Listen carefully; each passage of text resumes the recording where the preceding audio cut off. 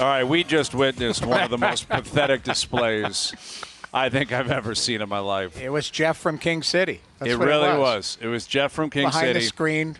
Who's had 15 beers and told all of his friends who he brought, Mike Weir knows me. Yeah, best Mike buddies. Weir knows me. I met him in a grocery store back in '98. He'll remember me, and he'll give me the thumbs up the second I see him. I got stiffed, all right? I got absolutely stiffed. Last year was automatic. Thumbs up, thumbs back, thumbs up, thumbs – the whole nine. Yeah. This year was tunnel vision. I think it's because he made a bogey. He wasn't too happy, and I got stiffed. I will say his pathway, I thought he was coming kind of right here. He was a bit away.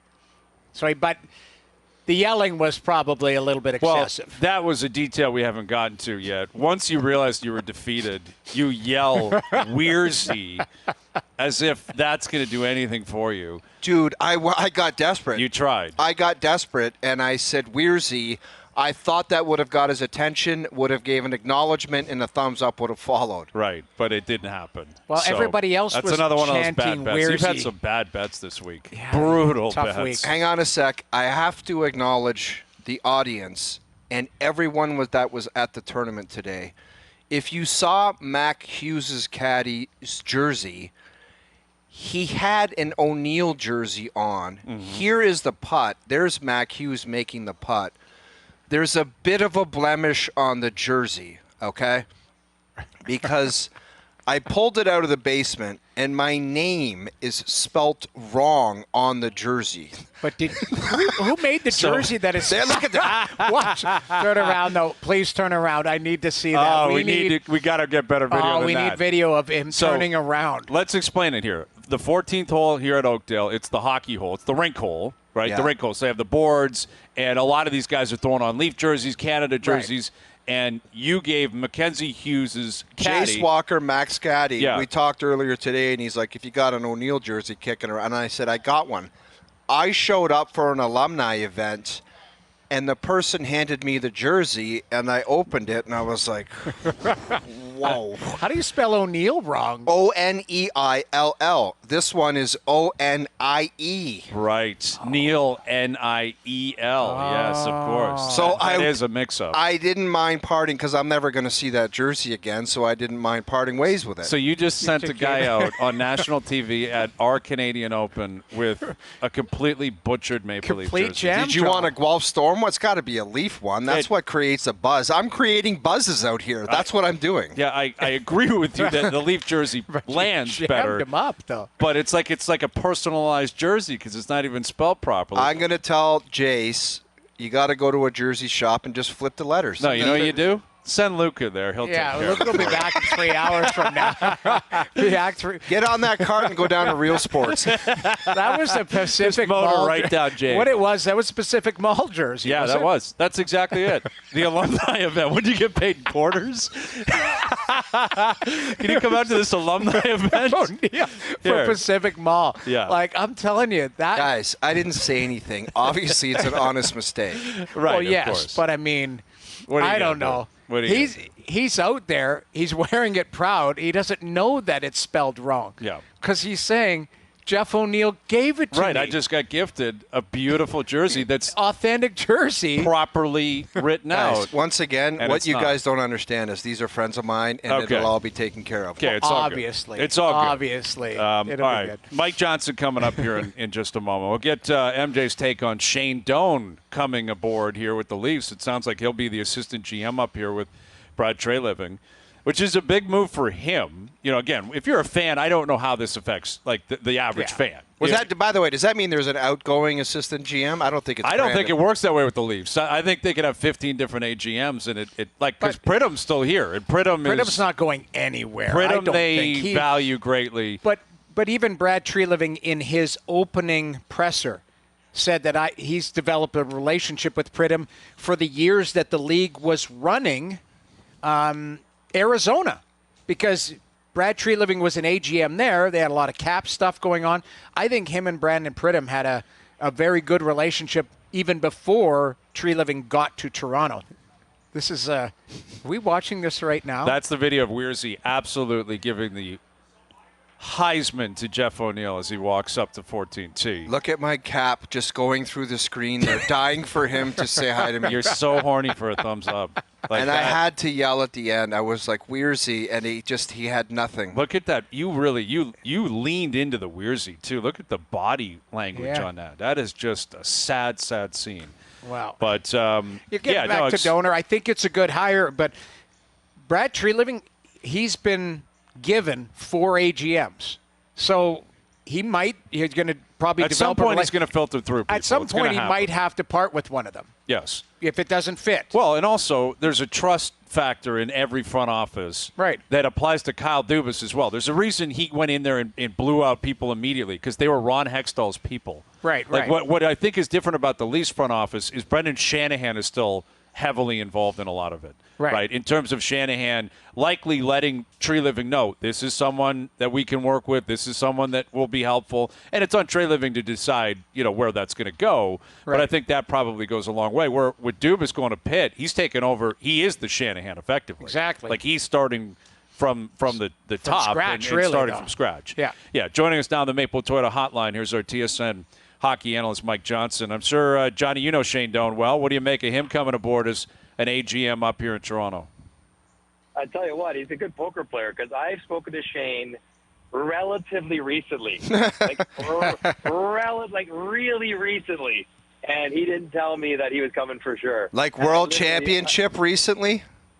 I mean, really recently, yo. Probably yesterday. Really South Florida recently? Like this morning recently. Pre-game nap, and I woke up, and it was announced. I'm like, what happened in the last 3 hours recently? Kind of thing. Wow. So, So, listen, it's an interesting decision. Obviously the relationship's there. Treliving's going to want some of his own people, which you guys have alluded to. I don't think he's an assistant GM, though. I think he's an assistant to the GM. Right. A little bit like a Spezza role, right? So sure. I don't think he's definitely going to upset the balance of an already fairly bloated assistant GM level. But I do think if you think about the people that are there, you have the analytics people. They offer something very unique, valuable. They have Brendan Pridham, very unique, very valuable with the cap. They have Haley Wickenheiser, who is a player, but not an NHL player. Lawrence Gilman, who's a lawyer and a longtime executive, but they don't really have a guy up there who's played recently who offers some of the perspectives that Shane would be able to offer. So I think he'll bring something different to an already busy front office, which is important. And he's been in Arizona's front office for a while, and he runs the Kamloops Blazers. He owns the Blazers, so he's been around the front offices of hockey for a while. So I think he's intrigued by the challenge and the opportunity, which is what anyone who works here in Toronto should be. Because, yes, it's a challenge. There are some things they got to fix and change and tweak going forward. But the opportunity to potentially win, because they still have a really good team, would be enticing for me, and sure. It would be for Shane as well. So, I guess with all those reasons, it would have to be pretty significant opportunity, though, because as much as my first instinct is drawn to the Leafs, what does this mean? How does this work? I'm also thinking, what does this say about Arizona? Guy has given his entire adult life to that franchise, and the fact that he was willing to walk away from it now, what does that say about where the future of the Coyotes is going to be going forward? Maybe, Johnny, they're gone forever. Maybe they're gone forever. Yeah, gone forever, or he does this, and if they're still there, he shows up in some type of shanty role or something, and he's above everybody. Who knows? Well, and who knows? But it doesn't mean clearly going along status quo was not going to be satisfactory for him or not available to him. So that is interesting. Well, interesting. Correct me if I'm wrong. I believe his son was drafted by Arizona as well, and is in that organization. Second rounder. Yeah, signed out of college last year. Yeah, so I mean, there is big decisions. The one thing that I was telling the guys off air in the last hour, you're seeing, and this is good. You're seeing top tier hockey people get back into the game now that their kids are getting a little bit more older and maybe out of the house or kind of starting their own careers. Shane Doan, you're hearing rumblings out of Calgary, with Iginla. You're hearing things about, good hockey people getting involved based on now they're circling back, coming full circle. But it's not it's not about the money. These guys have made a king's ransom. It's more about the challenge and challenging themselves. So that's what's interesting for me with Shane Doan showing up in Toronto. You're right, like by all accounts, he wanted to be a winner in Arizona, and that's not happening anytime soon. So you end up hooking forces with a guy like Brad Treliving, who's taking control of a really good team. Yeah, absolutely, and we talked about it. Shane's youngest son is just finishing grade 10. So Right. We've got 2 more years in high school, so it's not a perfect time to uproot. And I wonder, we talked a little about that, like where would your family live and how would that work, because it's a big decision. But the opportunity to go and try something different, and as I sort of suggested to him, like if you're gonna go and try something.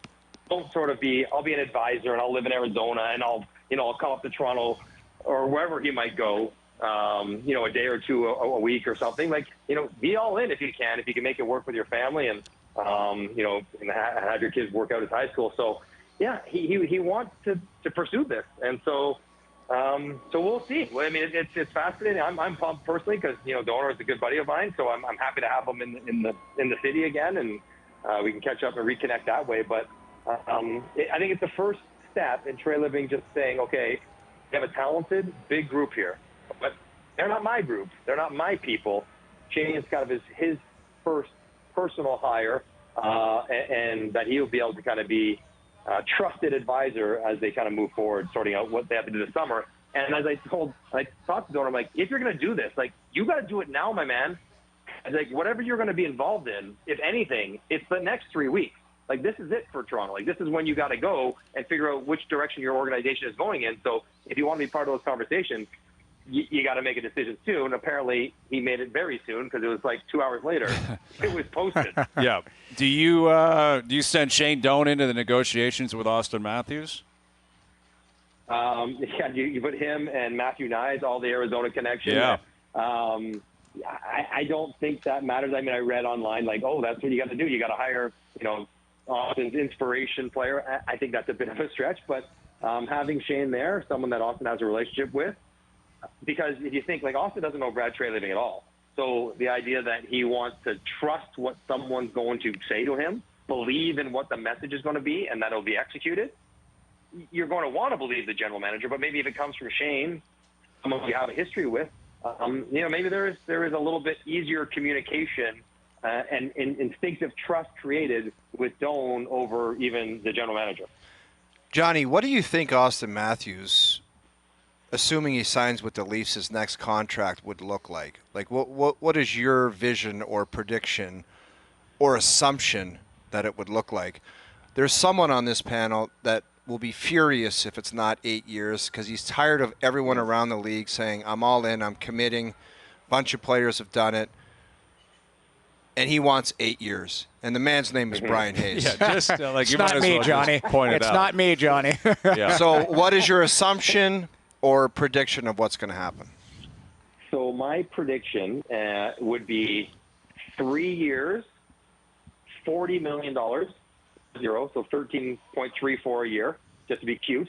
Mm-hmm. Or 5 years, something like 67.5, maybe 13.5 a year.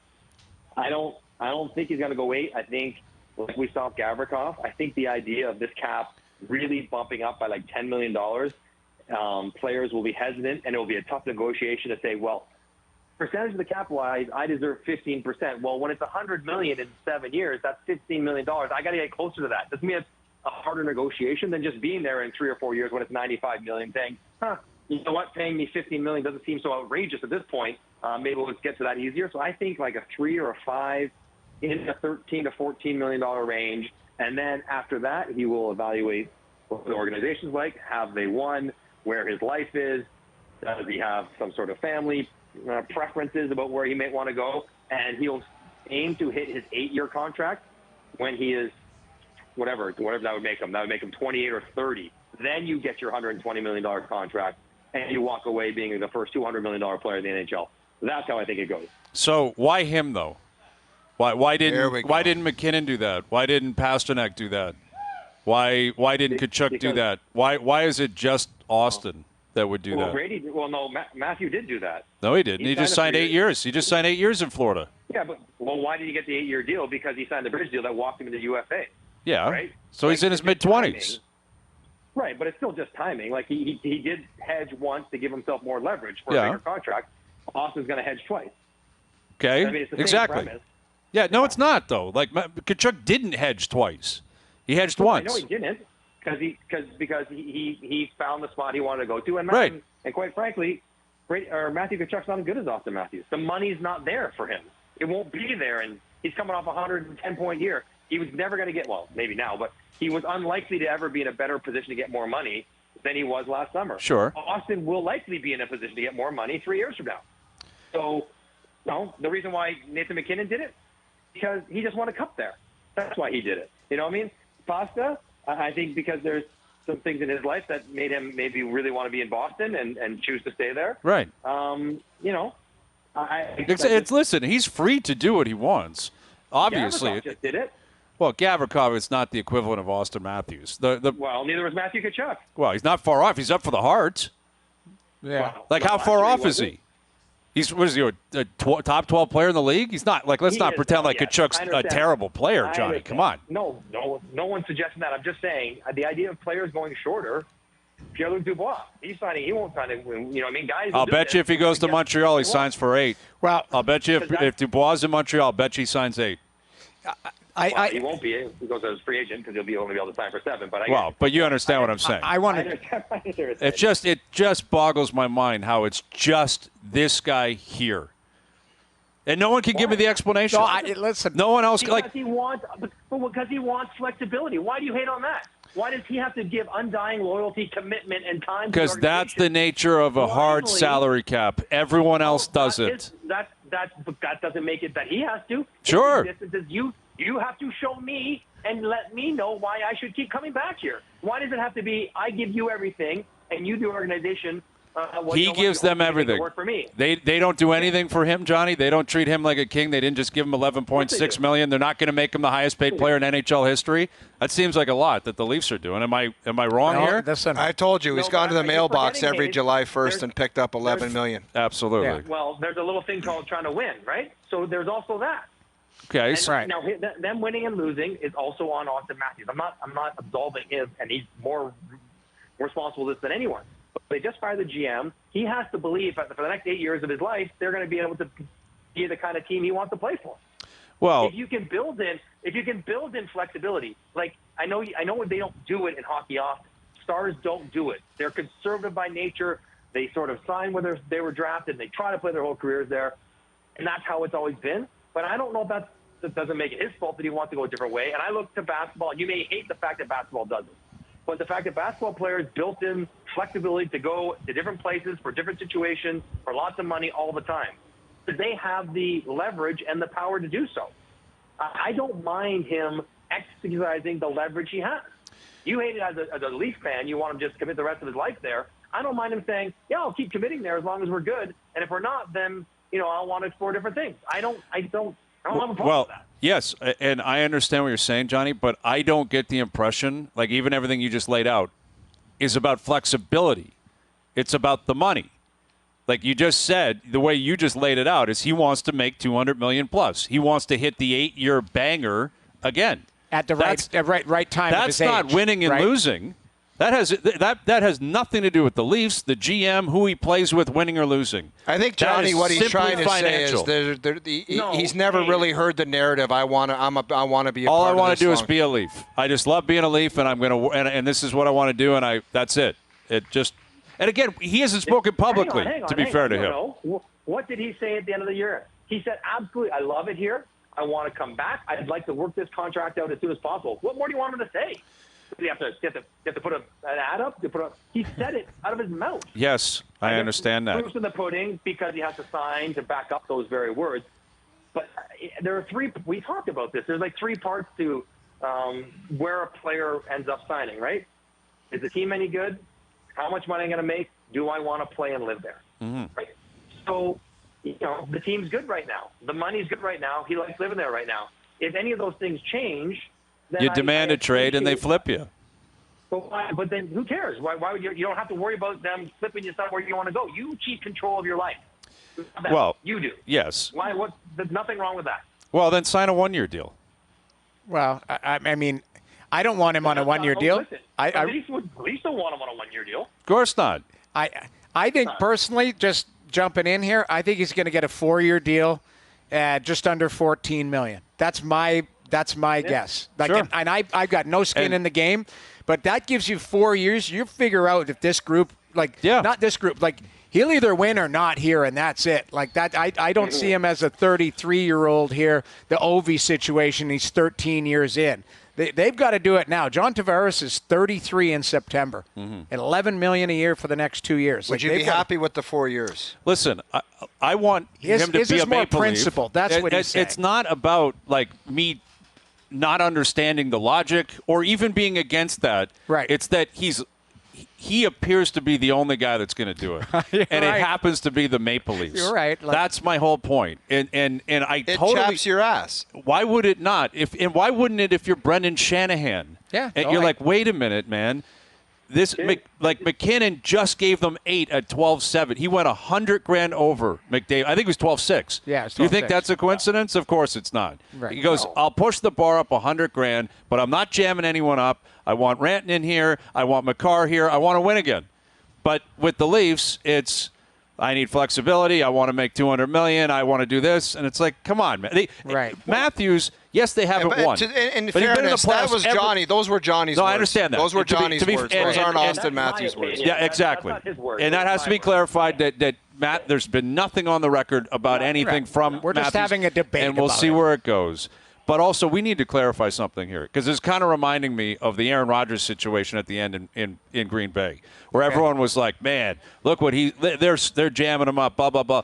They gave him a chance to win every year. Auston Matthews has been in the playoffs every year of his career. That's true. Every single year he's been in this Leaf team has put him in a good spot since he got here. Yeah. Like they have not jammed him up. Yeah, they haven't. Good point. No, not at all. The guy that he grew up with in the organization just left. Like, you can understand a little hesitation about, just how it's all going to shake out in the future. Sure. In fact, Tavares essentially did the same thing, right? He signed a 5-year contract with the Islanders, then walked for 8 years when he was 28, right? Like, players, to varying degrees, want to start to control where they're at. And I think Auston may be the newest of the new breed of players. Alex DeBrincat's got a $9 million qualifier, and he's like, I'm good. I don't need to play in Ottawa.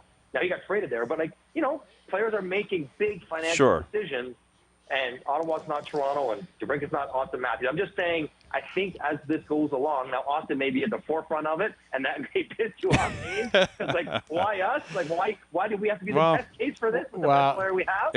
But it's going to happen more. You're right. And you're right. And it's on the clubs to appreciate what is happening and make sure that you prepare and also stay good enough that they want to keep coming back. Sure. And I can reason with all that. And my last point on this is it probably would be easier, speaking for Leaf fans here on this, right, if the last time around it wasn't as contentious. And Matthews wasn't. He signed kind of out of nowhere. It was a 5-year, 11-6, but it was contentious with Marner. It was contentious with Willie. Yeah. And it's like, really, guys, it's going to happen again. They got every ounce of money out of it. I know that. And they haven't won anything, in large part because they have no flexibility because of all that.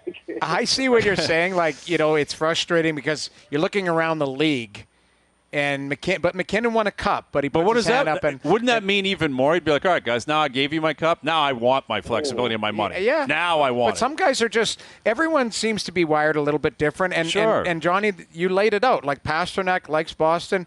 And Boston rolled the dice. They let this guy play into the season. Well, and I give them a lot of credit. And the guy goes and scores 60. Right, because they knew he wanted to be here, and they had a backbone. And they're like, listen, if you want to be a Bruin – you got to prove you want to be a Bruin. Yeah, I get it. I come back. The only reference I have is Jerome McGinley. And Jerome McGinley signed 3-year deals, and that guy was a superstar. He's a Hall of Famer, and he was like, I'm comfortable at 3 years, and financial will change, and maybe my team changes, and I see every 3 years. The dynamic of people. Like staying in one spot and playing your whole. It's not for everybody. Sure. Man. People want people can wear other people out. Absolutely. And vice versa. Whether it's guys on the team or yourself. I knew that my time, and I fully understand that I'm not for everybody, and I feel the same way about a lot of people. But it was time to move on. It was time to move on. I remember, clear as day, I came off one shift, and a fourth-line plumber said, "Why don't you focus on your own job?" And I looked at him, and I said, "Oh, really?" That's when it clued in. It was time to exit stage left. Okay. Wow. I will say this, guys. I predicted this yesterday, although there is not a pro teeing off. But I said in the 5 o'clock hour, we will be yelling and screaming about Auston Matthews' contract on a golf course. Yeah. Johnny got you fired up. Johnny pressed a with button. the accusations and the assumptions. I had no intention of going there at all. We were talking Shane Doan. We brought it up. It's a connection, and here we go. And now it's going to be everywhere. Yeah. This is going to happen again. So, what do you see happening tonight, Johnny? Game 3, Cup Final. Florida must win. This is it, right? Like, if they lose this one, they're not going to come back and win the series. So, I mean, Florida, we said for Game 2, more discipline. Bob's got to be better. I think the home crowd will energize them. I kind of expect Florida to win this game.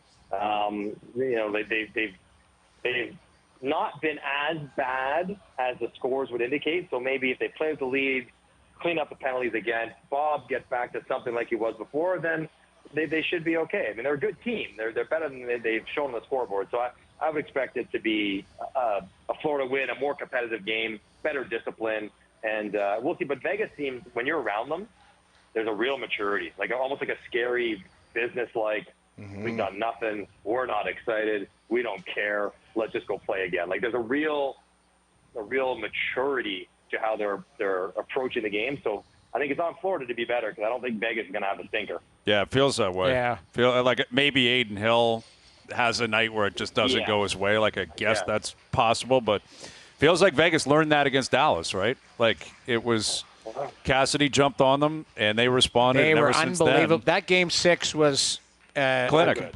It was clinic. a clinic, absolute clinic. Yep. Yeah, for sure. All right, Johnny. Well, thanks for ruining his day on a golf course. No, Yeah. I want to end on a good note.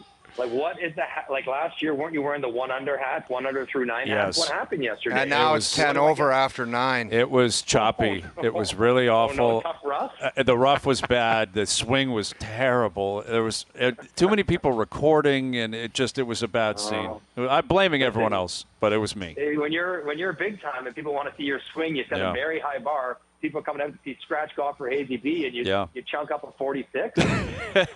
That's valid. And everyone's saying it, too. Like, I was walking around the grounds today. Some guy came up to me in Marshall. It's like, I heard it didn't go well. Like, wait a minute. Like, there's pros. Rory McIlroy's playing here. Why are you talking about my golf game? I can one-up you for pro-ams. Yeah. I was a celebrity bowler. I got roped into Dougie Gilmore's bowling thing.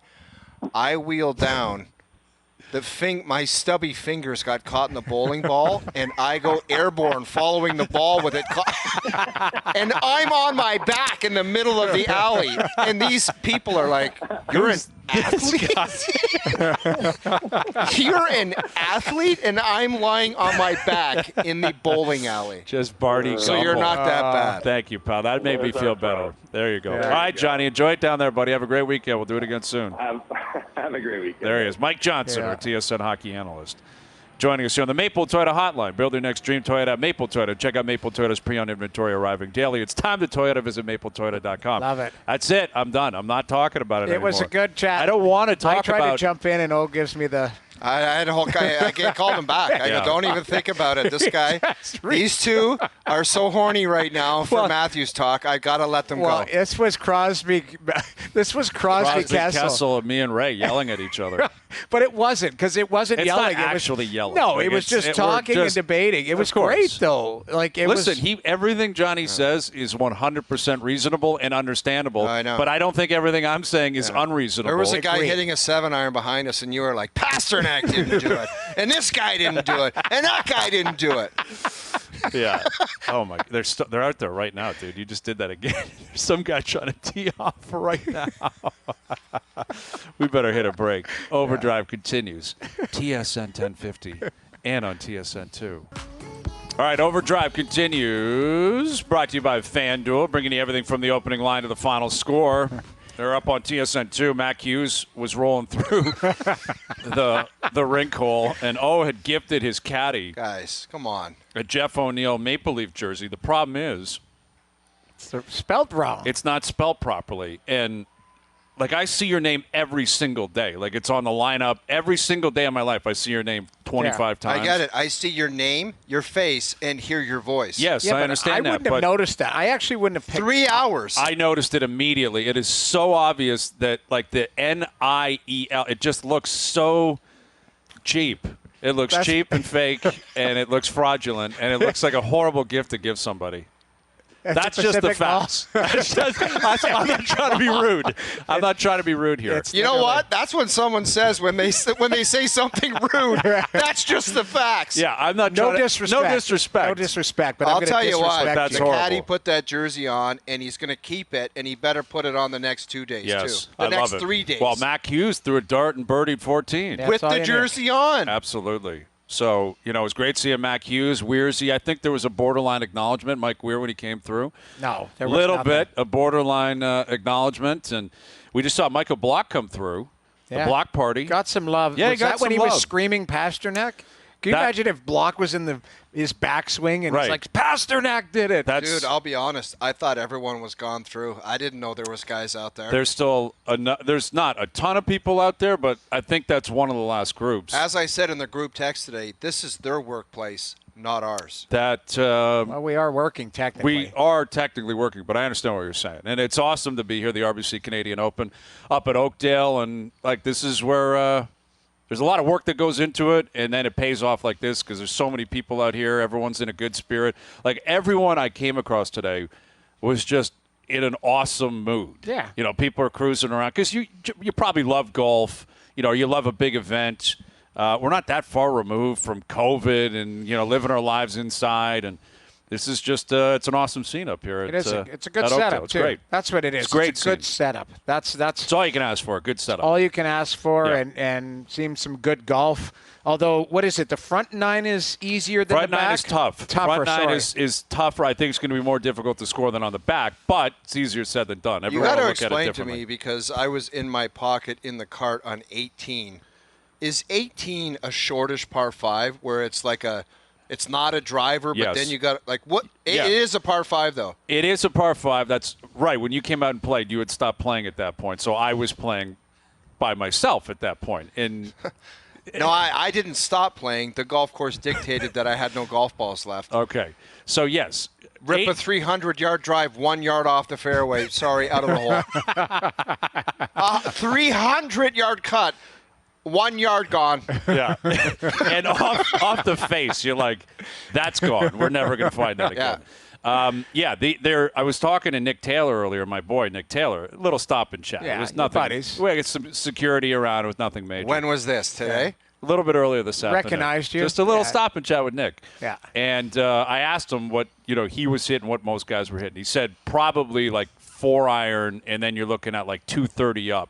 So possibly 4-iron, 7-wood. Like, so it's a different hole because of the water, and the green is massive though. So I saw Jason Duffner. He was chunking it around the green on 18. Like, he was Yeah. not having fun.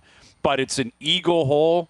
If you get it there and you get it within the right quadrant of the green, Yeah. or it could get sloppy and you're going to see some bogeys this weekend. So it's a cool hole. Like, it's a very different, unique hole. Not every player is going to love it. Some players will.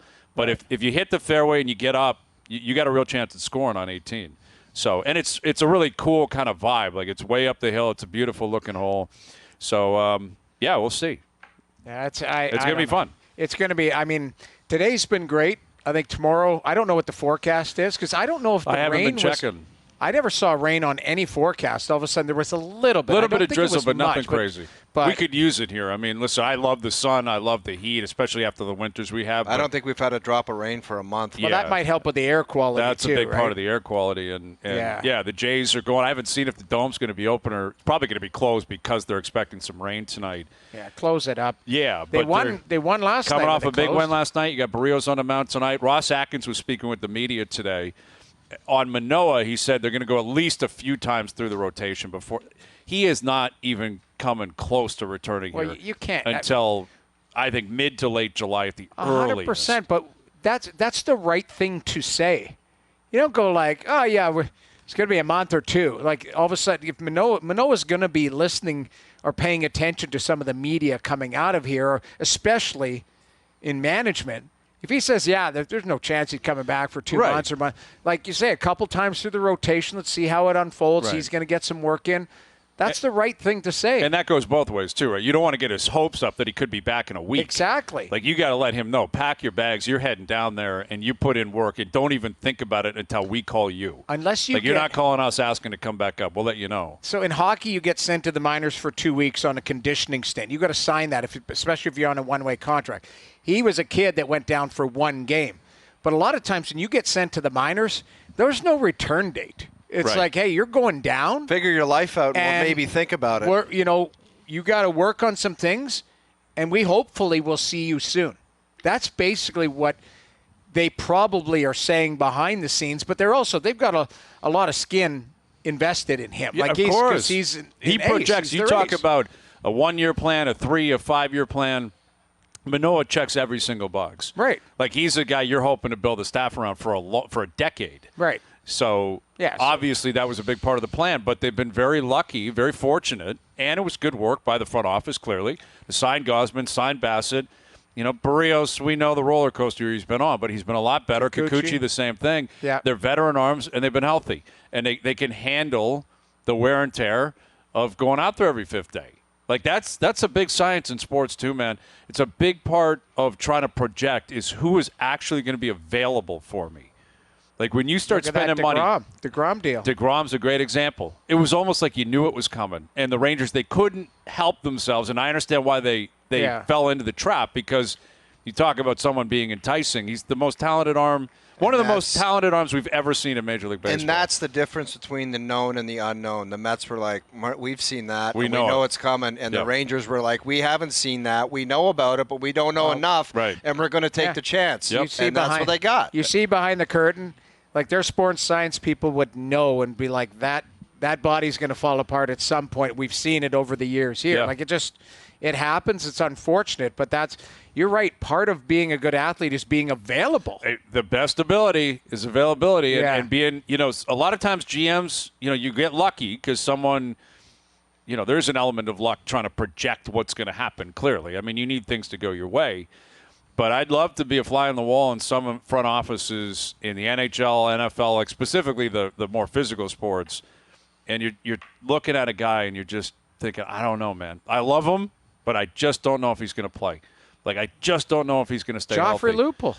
Remember, there was a time where you're looking at countless examples of guys. You're right. Like, you're just looking at guys. When they're healthy, that's another amazing thing. It speaks to their talent and their professionalism that they could leave for 3 months, come back, and be rock stars again. Right. But if you can't trust a guy to play, man, he's not going to bring anything to your program. Any sport, like, that's all you're thinking about. I mean, think of basketball. You don't think they're worried about Zion? Like, this guy is... They're very worried about Zion. Well, he's got some...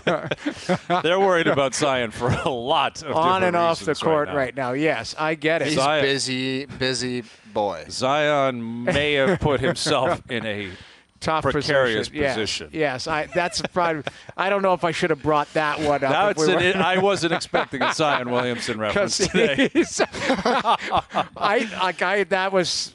You're seeing. I mean, Stephen A. Smith had a breakdown too. Like, man, there was some of the stuff that was cruising around Twitter yesterday was outrageous.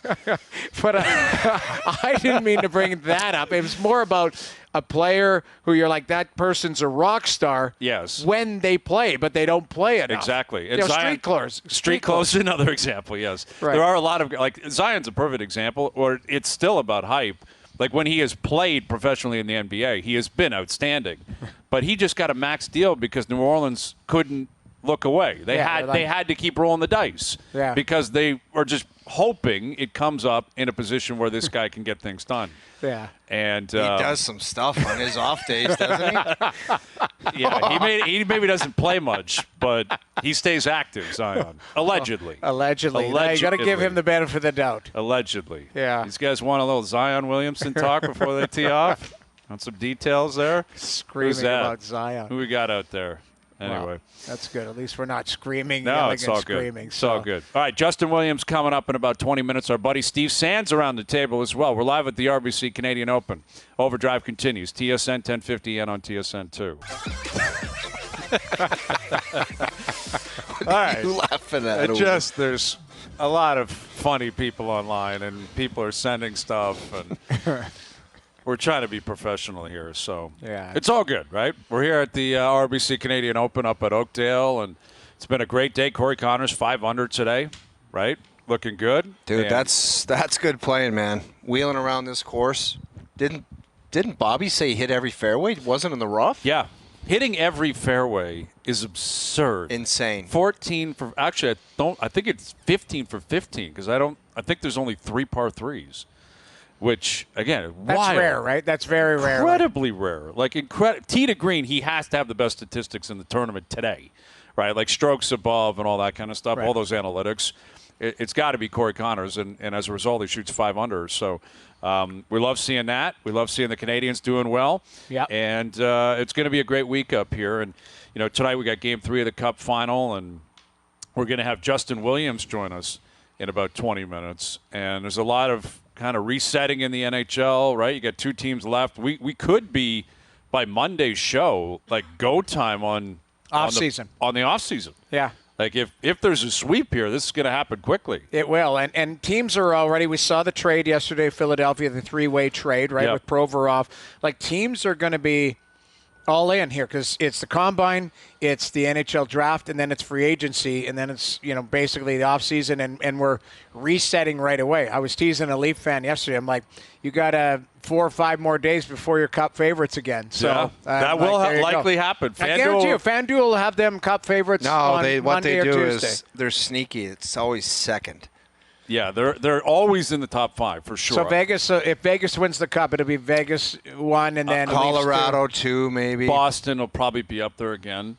Yeah, and Tampa, Edmonton's high. Yeah, but it'll all be the same cast of characters who had good seasons last year. Yes, and the Leafs will be one and of the them. Leafs Right? are one of them. But absolutely. you're right. It is. They're always second or third in Cup odds. But it'll be like immediately day after. Yes, like and Leaf fans will hammer it. Leaf fans will say, "I can't turn down 5-1." Well, I can't turn down that kind of action where it's like, guys. When really the team isn't built yet because there's 10 unrestricted free agents. 10. Right. And we were talking to one of them yesterday on our show and off air. Ryan O'Reilly was up here again today. Yeah. Like that's a guy they've got to make a decision, or he has to make a decision too. I'm sure they'll offer him a contract, but there's Joe from the Bridge put that up. There's a lot of spots. A lot of work to be done. And around the edges too. Like David Kampf was a nice player, but if he wants $3 million, he's not coming back. Right. Right. Well, what I think when I look at that board up on TSN too, we just have the breakdown of basically the cap situation for all of the great job, Joe from the Bridge. Joe from the Bridge, stuff. absolutely. Well, that's what he does. It Sits at home and does that. Yeah, that was on his personal time. He doesn't charge TSN for that. That's just his personal time. Yeah. What sticks out to me when I look at this, in terms of the conversations and the priority list and where we're at, is that Michael Bunting is not even a part of the topic of discussion. Like, no one's talking about Bunting. And I feel for him in a way because he's a local guy. Yeah. His journey was incredible, the way he came up. Dubas, that was a great job, like plucking him out of Arizona. His first full year here, he's a rock star with Matthews and Marner. And then he played himself into a position now where he just blends in with other UFAs. Yeah. Where it could have been so different if he replicated what he did a year ago. We could have been yelling and screaming about his term and deal. Right. What's it going to look like? Maybe it would be done by now. Right. And now it's you kind of lump Bunting in with Kerfoot and Achari and Gustafson Hall. It's like they're all kind of in a similar situation in terms of what could happen moving forward. You said it earlier, you want to just spit out facts, and the facts on him is he's spendy this year because if he played with Matthews and Marner, and some of it was his fault, some of the things were out of his control, but the goofiness with the refs and his overall play wasn't up to snuff.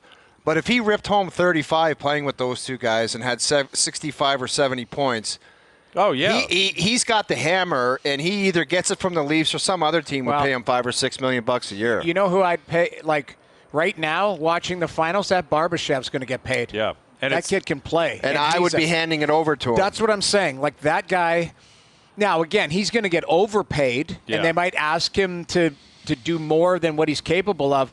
But if you're a team that has, a spine in place already, and you can find and add him, you've got the money to add him. He's a hell of a player to add. And it's not a very deep UFA market, which will be beneficial for Bunting. Yes, it will help. Because someone will look at him and say, look what he did 2 years ago. And this year, he still had, I believe, 20 goals. Yes. No, he's a good player. He's an NHL player. Yeah, and Joe from the Bridge stepped over the line because he just sent a message to the group text saying he's going to go to Pitt and play with Sid, just like Kunitz and Dupuis. Yeah, that's where you're stepping over the line, Joe from the Bridge. Yeah, he's not. Please keep that to your personal time, right? Joe from and the you've Bridge. gone too far. You did the good work and you ruined it. Listen, and we all called him out on TV about it. He is Dubas's boy, but they don't have a lot of flexibility or money down there at Pitt. Well, so we'll see. We'll see what happens there with Dubas. Sault Ste. Marie. Oh, he'll start flushing. He's going to start flushing some people. Yeah. We've got to talk about it. Probably going to happen. All right, final hour coming up. We're live at the RBC Canadian Open. OverDrive continues. TSN 1050N on TSN 2.